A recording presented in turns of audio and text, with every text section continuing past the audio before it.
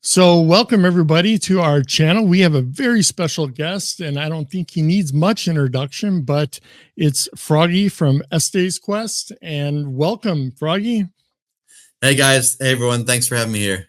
So it's such an honor to have him on here. Actually, Froggy, you're one of the first channels I start watching when I did this. I know I said this to Em and Jam from Treasure Hunt with us, but both, I think I start listening to you first, and right when I got the book, and I was looking, I think then also Mysterious Writings popped up, and I was listening to Jenny, which I thought was really good information. Then I found Treasure Hunt with us. So your guys' channels were the first ones I saw, and I was hooked ever since. So thank you. Means a lot. Thank you. So, and then I got to meet you in the Poconos, which was great. And I figured, we had such a great time. That was great. Yeah, that was really fun. I thought that was really good for her to put that on there. Mm-hmm.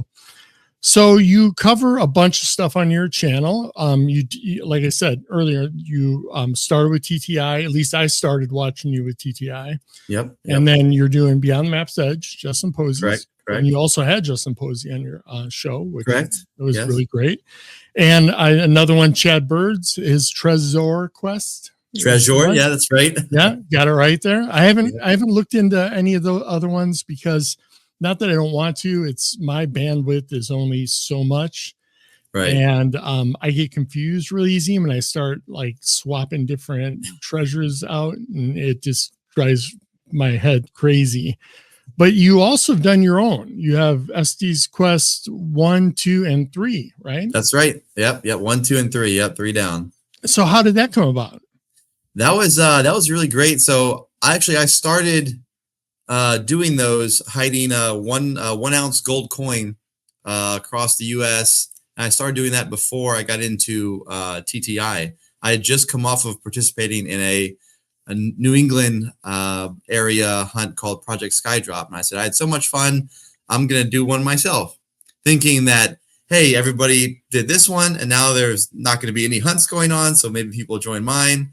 And then right after another, we had JCB and Justin and Chad. So I kind of took a back seat. I said, well, you know what? I'm going to let some of these big ones play out before I get back into hiding my coins out there. So how was that process? Was it a process really intimidating? I mean, that's pretty big to trust in yourself to do a song. Yes, I can definitely relate to everything that Justin has said about what's going through your mind the moment you hide it. Those are some of my favorite questions people get with either it's Justin or JCB or Chad. And I encourage your viewers real quick to do a hunt yourself, whether it's for a family member, younger brother, younger sibling, niece, nephew. And I think in the process of doing a small one, I think you'll figure some stuff out, or your mind will change. Even if it's for a spouse, a friend, hide a birthday gift, scavenger hunt, treasure hunt, whatever. I encourage everyone to do that because your mind will shift a little bit. One of my biggest fears was it would be found and I wouldn't know. That was my number one fear, was that somebody would find it and not tell me anything at all. And then the next person to get there would say, hey, there's nothing here. This whole thing was a fake, right? Yeah. That was honestly my number one fear. And so I really look forward to hearing how treasure hunt creators deal with that, right? So JCB says, I have a strong incentive. Justin says there's some mysterious way where he'll kind of know. And he has half of it like with the steward. So there's an incentive for you to go. But some treasure hunt creators, they put stuff out there, and like me, they just have to deal with that fear that somebody will just take it, right? So how did you put anything in place to? I put a letter with it, just kind of a plea that whoever finds it contacts me. And luckily, the community was pretty small. I think the highest number of participants I had was under 200. I think. And so it was a really tight-knit community. It was really great. I can't say enough great things about them. The people that ran into each other, because that happened toward the end, was there was several people at the same spot, at the same trailhead. They were all really polite. They were all, good sports with each other. And so when the person found it, they called me right away and said, hey, I found it. And so I was able to let everyone else know, hey, it's been found.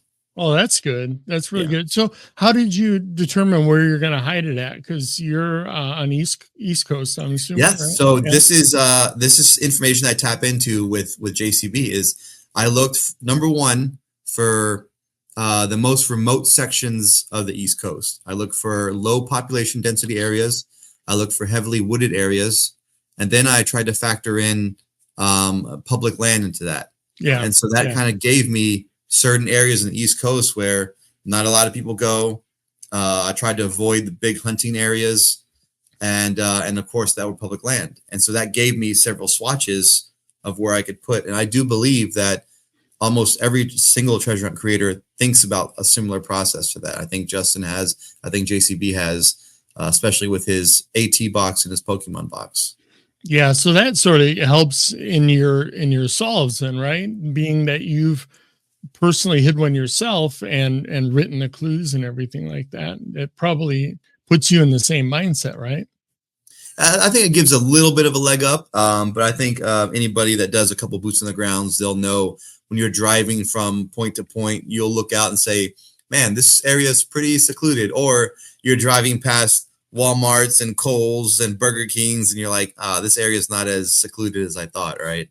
Yeah. Now, did you worry about getting being seen when you're hiding it, or? I did. Yeah.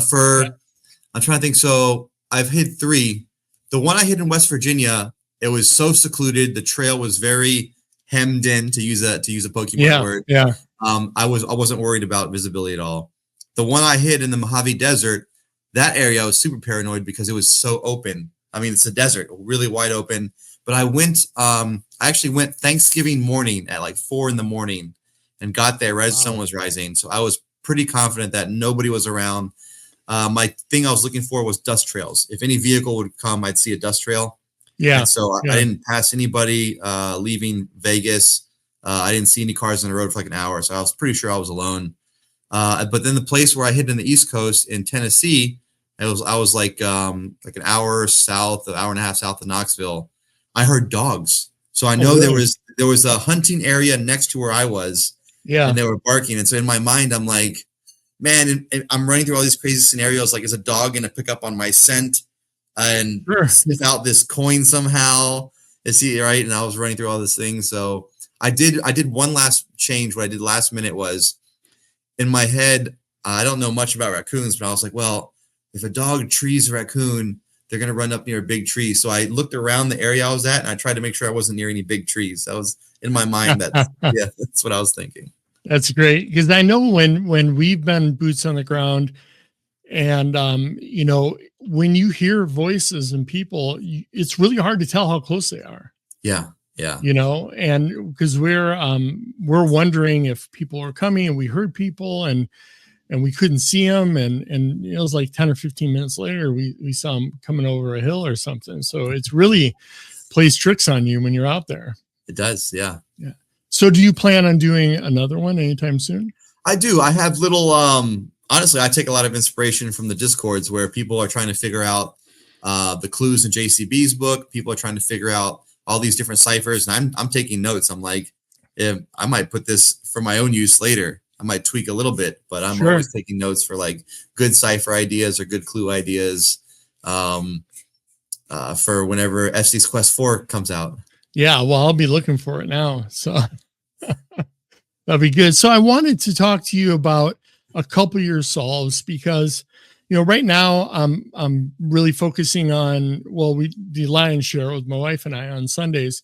And then also the AT box, which Ohio Jones and I have been focusing on, and Forrest Fenn, which I recently had a viewer. Actually, it was like the day of, he commented on my one of my posts or videos, and he said, hey, you got to check this out. And I checked it out, and I was like, that day I was like, hey, do you want to come on the show? He's like, sure. I'm like, okay. So we had him on, and wow, it was really compelling, to say the least. But outside of that, the past and future, I was working on a little bit, and then Pokemon I sort of dabbled in. But like I had mentioned to you before off air, once these JCB interviews came out, it blew half my solves away. Right? I don't know if you had that same experience with some of your solves. It shifted up. I hadn't been looking at JCB stuff to be fully frank for a couple of weeks before. I'd been mainly on Justin, and once I knew, I got wind of he was going to be doing a kind of 1 year anniversary tour of interviews. I said, well, let me hold off on trying to make any conclusions because I figured he was going to drop some new knowledge. Yeah, it was pretty big stuff. That and Dave Clone's American Treasure podcast was like, it blew my mind. But I did want to talk to you because I do like your Pokemon solve. Last time you talked about it, and it really caught my attention. And I've been really thinking about that as I've gone through the chapter and working on my own solves with it. And maybe you can walk us through why you came up with the location you did, and are you still looking there or considering that?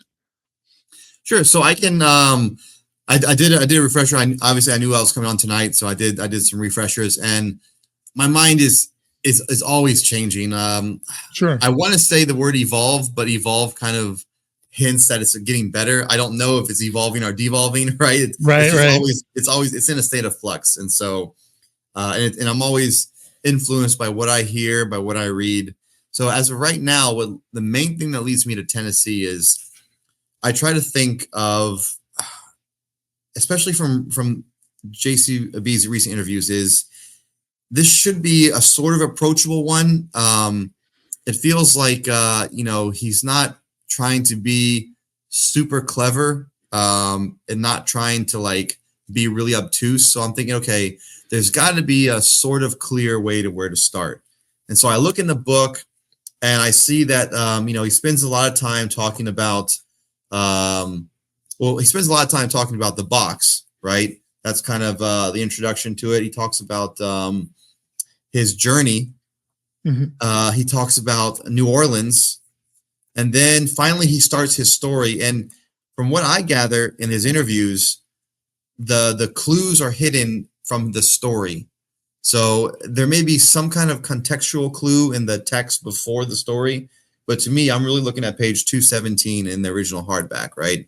Mm-hmm. And so he talks about he meets this Froggy, his guide, at a local jazz bar.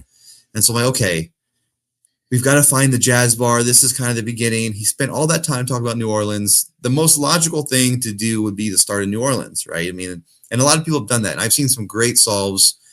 There's some great boots on the ground trips of people that find parks inside the New Orleans city limits, some of the areas around it on the little islands. Yeah.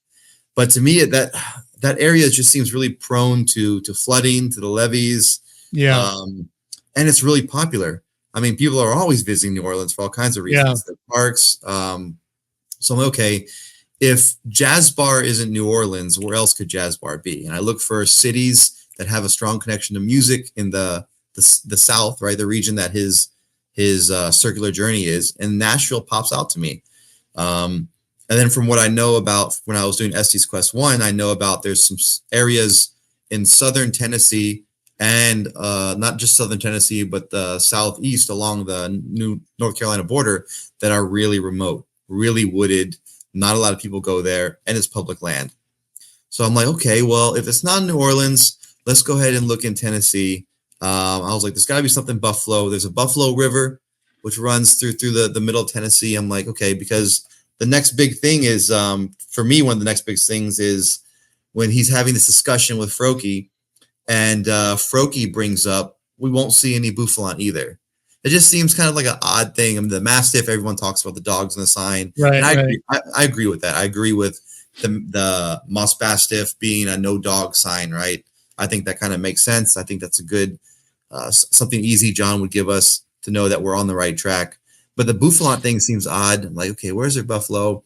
I like the Arkansas one. One of my early solves was in Arkansas, but I just try to be a little different sometimes. I'm like, okay, sure. If everyone's in New Orleans, if everybody's in along the BNR, what's a third option that would be pretty solid? And that all this kind of leads me to my Tennessee spots, right? Yeah. Have you ever considered Texas at all? Because I know I listened to an interview where he's like, he really liked Texas. No, this is the state, you know. Right. I've I've honestly never considered Texas. And if it's found near Houston, I guess I'll be off. But Yeah. I've never, and I've lived in Houston too. Like I lived in Houston for 5 years. Yeah. In the north part of Houston, but it's never really crossed my mind. Yeah, Laura, my wife, she lived in San Antonio for a while. So it Do you have was any friends or family in Houston? not that I know of, but she's been there. I've been there before too, a couple times, but haven't spent much time out there. But so I like that. I like where that's at because I have thought about in Arkansas and things like that, but something did draw me to that area because in Tennessee, because they also have that rock formation, whatever, I don't know, the little cliff, like in the picture. Yeah. And then after finding out Bombshell, it's that actual picture of the location. Right. I didn't think it was for a long time. I thought, it's edited, it's not. And I'll give people credit because there was some people that like, no, it's a real photo. It's been altered. I never saw it that way. But Bombshell, you're right. Bombshell, it is. It's a real photo. Yeah, because that was honestly, because I'm new to all this stuff, right? I've never done treasure hunting before. And so that's why I reached out to your channel. I reached out to Treasure Hunt With Us and all the other ones. And when I first saw that picture in there, I'm like, there's no way I'm to decide for what's in there. If this is like all you need is a picture, then forget it. I'm just going to pass on this one, but, so I do like the Nashville area because it does have all those attributes to it, and it's beautiful out there too. I mean, that's right.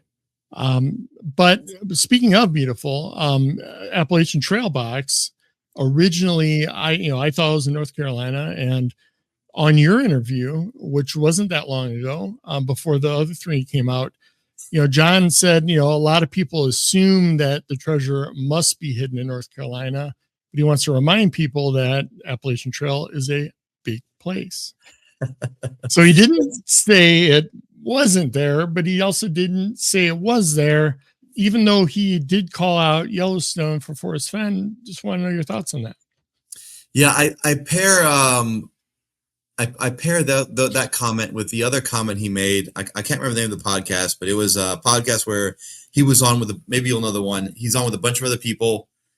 He only has like 3 minutes. It's kind of clipped up. You know what I'm talking about? Yeah. It was the it was the one on that public NPR kind of style. Yeah. And so he mentions kind of North Carolina in that one also, and so I've always, from the very beginning, I just kind of have a prejudice against what I call in your backyard, right? If people know that I live in Maryland, I probably wouldn't do a hunt right in my own backyard. Or if the area is in Maryland, I wouldn't have it in there. But people know he grew up in North Carolina. People know that he lives in Southern California. In my mind, I wouldn't put anything in those two areas. But I've seen some good maps of AT paths that kind of match up to areas in North Carolina. I get the Tar Heel connection, the feet and everything. From what I'm hearing him say, it seems very similar to him saying like, maybe someone misheard me earlier, and maybe because I put North Carolina in the text, people think it's there, but he's reminding you how big it is, which in my mind, I'm thinking, okay, well, if it was in North Carolina, it seems like you're trying to throw it off, and that statement could come back to bite him later. Like if it is found in North Carolina, I think people would go to that statement and say, hey, you said this here, you were trying to throw us off. All those things I point to is saying for why in my mind, it wouldn't be in North Carolina. Yeah. After this round of interviews and the one that you kicked off, I have a whole different perspective on sort of his thinking, or at least my interpretation of how he thinks, right? That he's not trying to complicate things for us as much as I originally thought when I looked at it. Because when I first looked at the book, I'm like hyper analyzing, because that's what I do, right? Yeah. But now, as the hunt is progressing, we're past the year mark now, and he's coming out and telling more, giving us more information. Man, we should really take him for his word and what he says, because because he's really coming out and saying, no, it's pretty simple, right? Hard for I us, think so. but simple in theory, right? On how everything's done.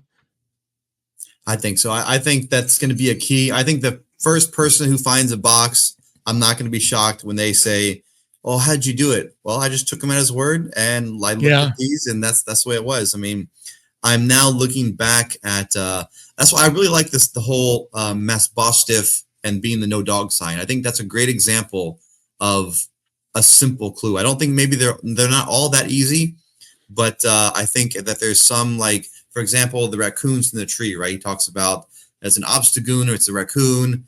No, it's a mom, two babies. I personally believe that when you find the right area and you start going on the trail, you might see an actual, those little wildlife placards. They're like, here are the animals on the trail, or something like that. I think you might see that somewhere along the trail.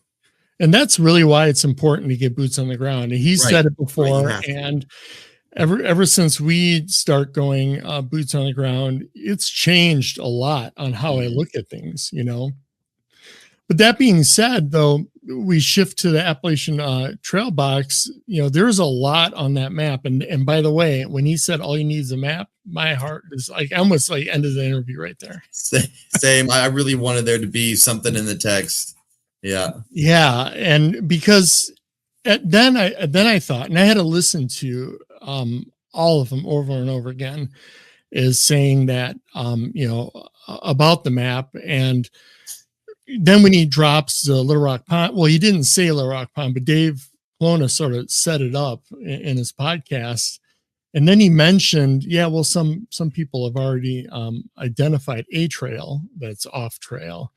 You've been boots on the ground, Little Rock Pond, and I want to know your thoughts, because I'm trying to either confirm or not confirm that before I even dig my heels deeper in there.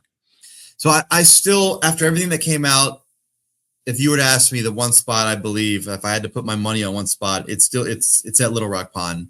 I mean, I'm not going to say I won't look other places, because sometimes I find a spot in Pennsylvania that looks good, or a spot and it's close to me.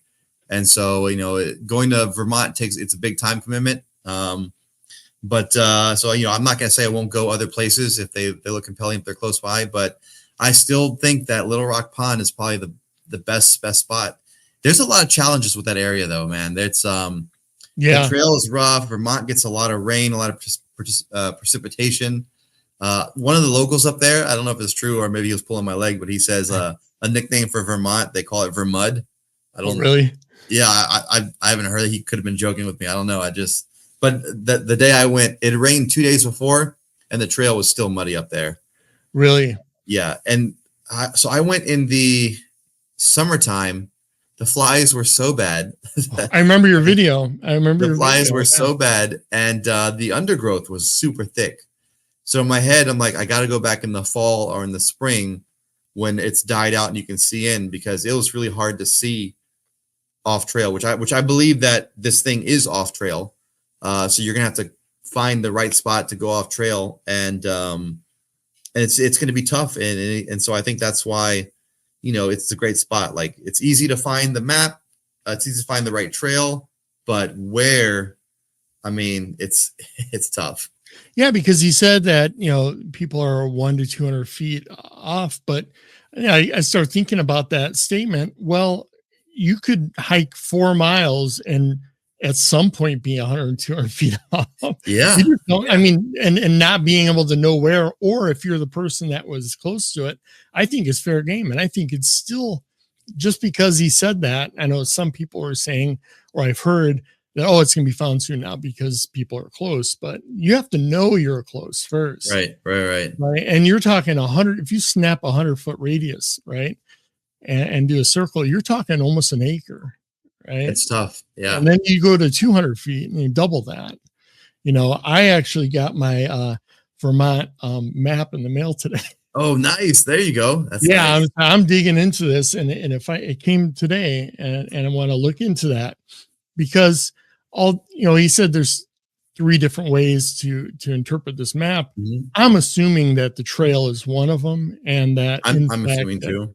Then I start trying to match other things because if you sort of know one, because here's what I think the easiest thing to identify is going to be the hardest one to figure out, right? Oh, that's good. I like that. If, Okay. if he puts out a map and makes it so easy, the trail, right? Well, yeah, we'll line that up first. I'm sure if it wasn't done early on, somebody would have found it, especially if somebody lived by there.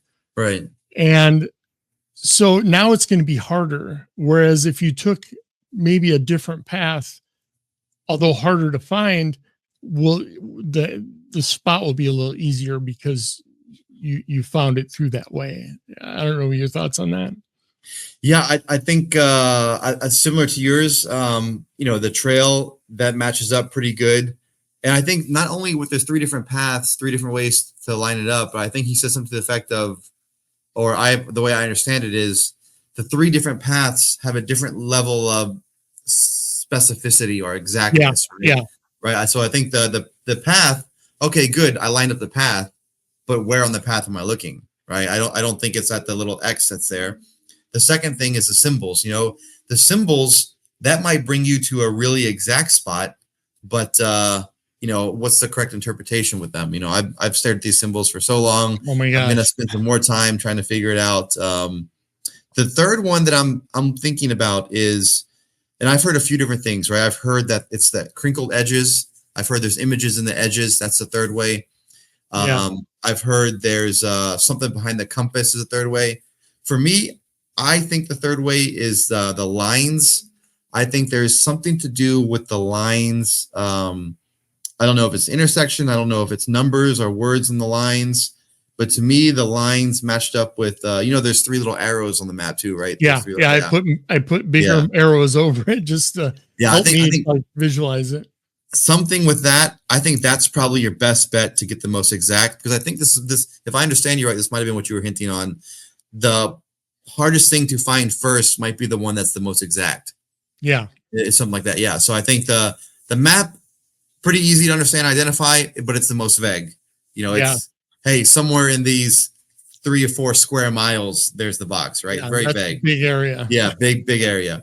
The symbols maybe in the middle, but the lines and the little hidden things might be the third thing, and that's pretty exact. But you got to figure it out.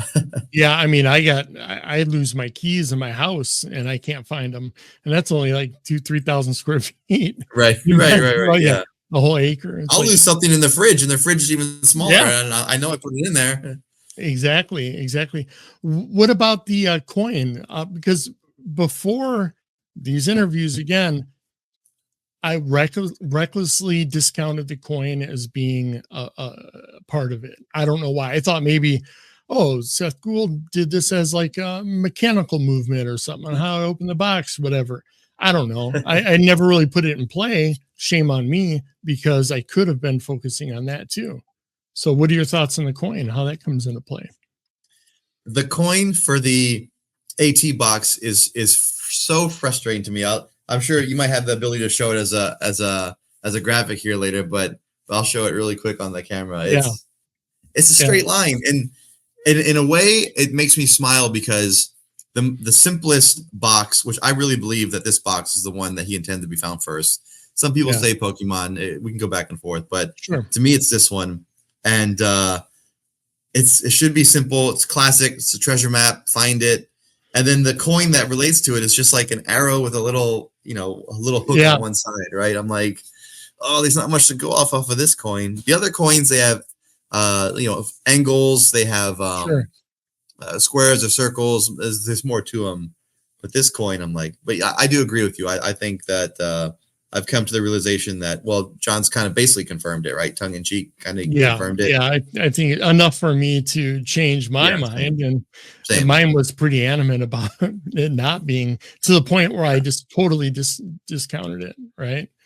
Shame on me again. Lessons learned. Now, do you think?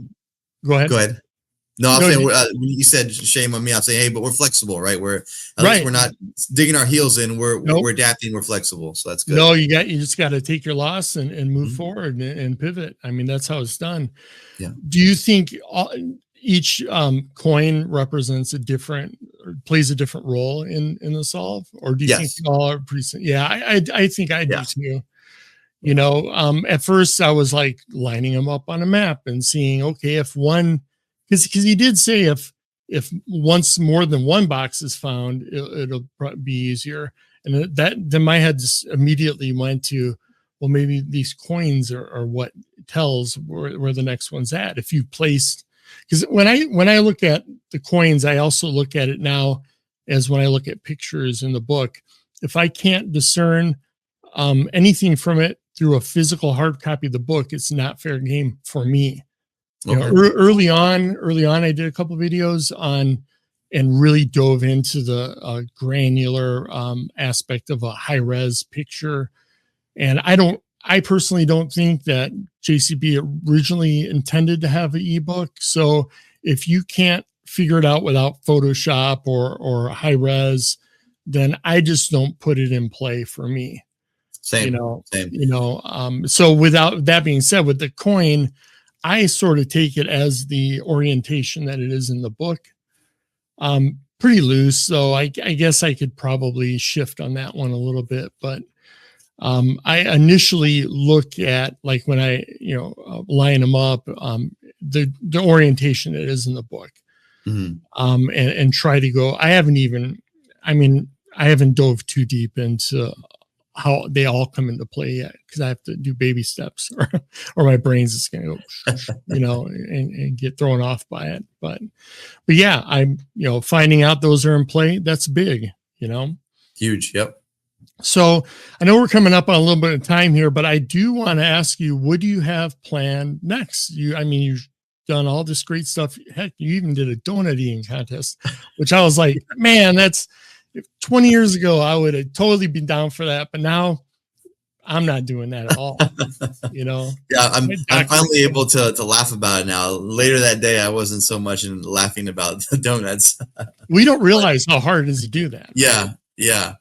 So next I'm passionate about a bunch of things. And so it's tough because, you're a YouTube creator, that, there are, best practices for, getting the most views, and, so the algorithm treats your content favorably. Sure. And I break a lot of those rules. I bounce around a lot, on my channel. The best practices, hey, if you want to have more than one, hobby, create a different channel, right? If you want to do a food, have a food channel, have a treasure channel. I put everything under one banner. But I have a lot of hobbies. I'm getting into Dungeons and Dragons. It's kind of something I've been playing for a while. I enjoy the story creating aspect and the cooperative aspect. I want to get more into health. I think that I've always hoped that I'm a role model, maybe not the best role model, a role model. So, I don't want anybody to see, okay, hey, treasure hunting and donut eating, but let's put something healthy wise also. Right. So I do, I have something planned. I'm going to kick off December 1st. So in a couple of days, I'm still nailing down the exact specifics of it, but it'll be some kind of health challenge that, that viewers or anybody watching can kind of join along if they want, or just watch me do it solo. What else? Treasure hunt wise, I have a boots on the ground, and all this is tentative, because again, if somebody does an interview that changes something, right, it'll change. But yeah, it's dynamic. Tentatively, I do want to try to get out to Vermont. I know it's the winter season, it's the cold season, but I do want to try to get up there before the end of the year. We'll see if my schedule can swing it. If not, I'm looking at going back to Texas in like February, March. But I'll be in TreasureCon. So yeah, I think you're going for that. Okay, yeah. So we'll meet there. We'll have a good time there. But that's kind of like what's next for the next couple months going on. Well, I like how you're doing everything at once on your channel. It's so much to juggle more than one channel. If anybody's ever, this is my first time ever doing it, and I couldn't imagine juggling two. And I do respect the fact that you do all these different things, because you want to see what's good for you, right? Yeah. And and I also like the fact you're doing this health thing, because I've been tossing this around as well. So at the very least, I'll be following you and joining along, because I had my goals this year and hit my goals. For Congratulations again! I heard about your goals on your JCB interview. It was 85 pounds, and that's amazing. I'll put up picture. Like, we went to an event exactly a year apart at the same place at the Chicago Theater. And my wife said, look at these pictures of us. And we were sitting at home in the same spot too. Yeah.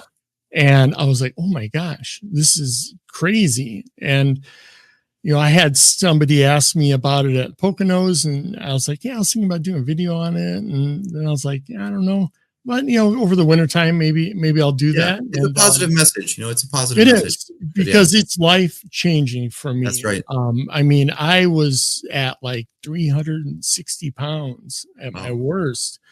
And I have a picture when I was in my 20s, it was 98.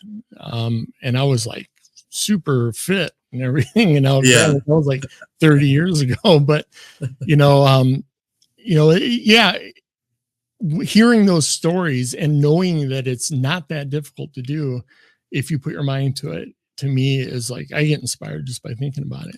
So, and if you inspire one person, in my mind, this is all worth it, right? If anything we do touches just one person, it's worth it.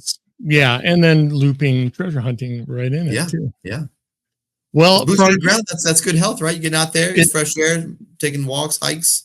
Well, I never realized how hard it is to hike these boots on the ground. I mean, I was doing cardio like you wouldn't believe, and it's different. Hitting 2 miles on a trail is way different than walking around neighborhood or even running a 5K or something. It takes it out of you. It's tough. And there's no way I could have done that this time last year. There's no way,